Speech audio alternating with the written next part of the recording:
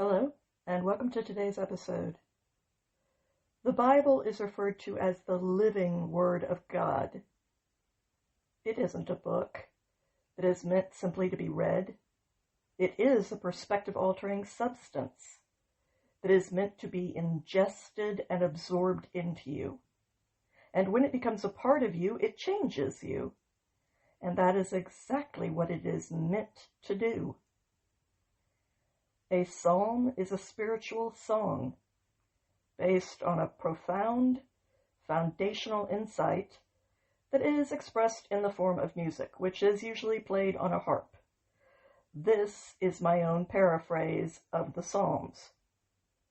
Now, there is an important difference between a paraphrase and a translation, and it is important to understand what that difference is. A translation takes a text word by word, and it finds the most accurate word in another language to convey the meaning of that original word. But sometimes getting the details right can come at the expense of the big picture.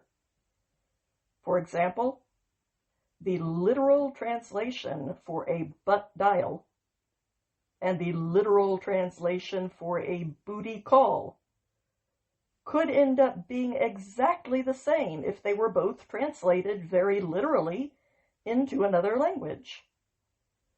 But we all know that those are two very different ideas.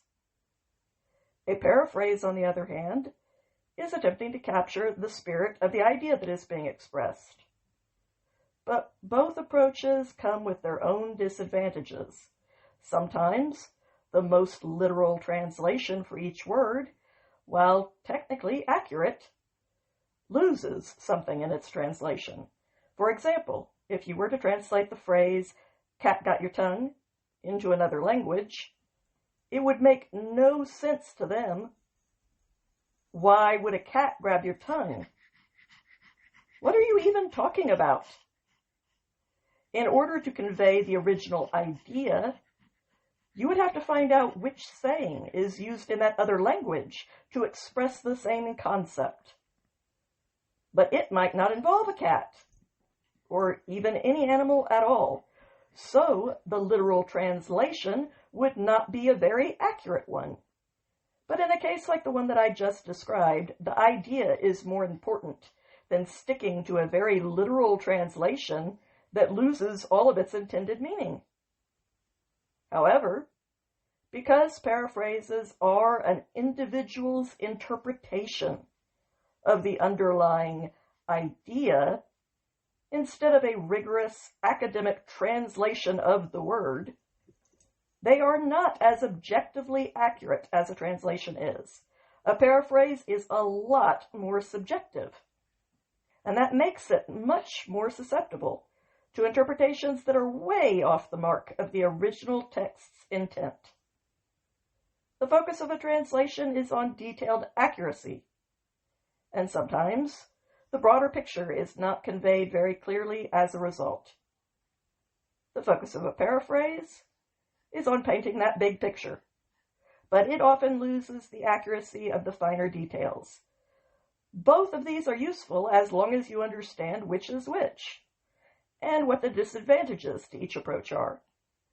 And that is why I recommend using both an accurate translation like the New American Standard and a responsible paraphrase.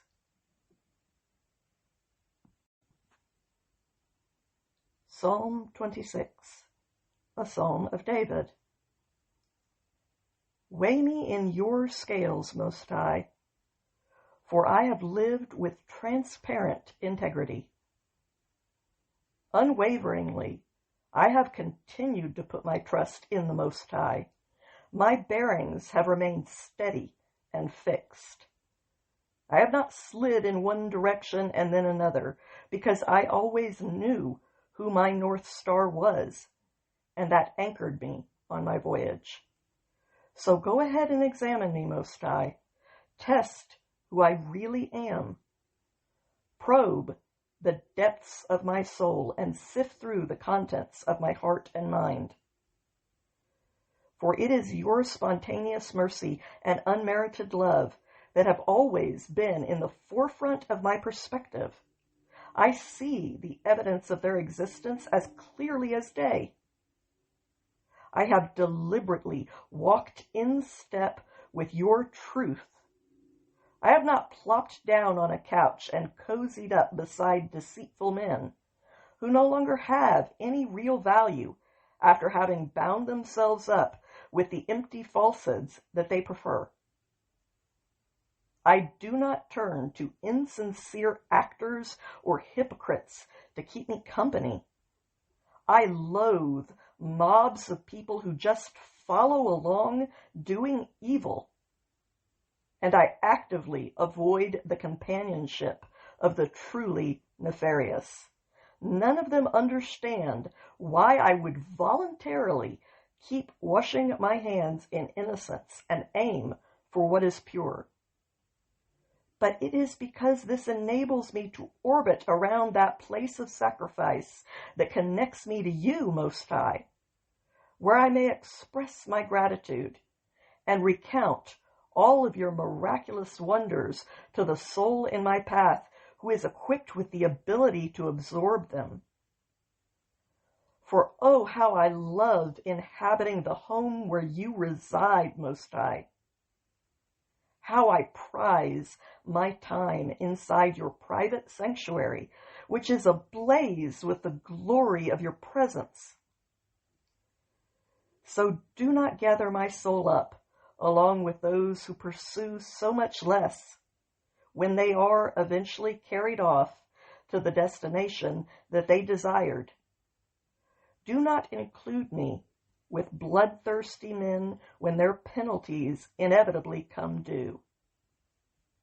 Their reckoning is inevitable, for the evidence of their crimes leaves behind a residue that distinctly marks them out, just like Cain.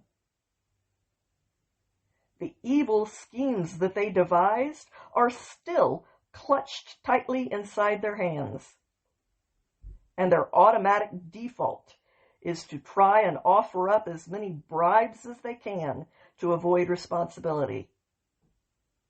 But as for me, I will choose to continue actively living in the integrity that you have manifested.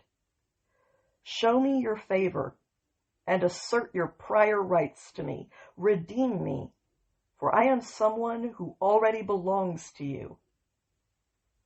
I am so happy that my feet are planted solidly on level ground, and in harmony with all those who have assembled together to do the same, I will praise the Most High. I pray that whatever voice God might choose to give me in this world, He would also give me the words that I should use it for. These words have meaning for me, and if they had some meaning for you as well, then I am truly grateful that we have both been given a gift from above and from each other. Have a good day out there, my friends.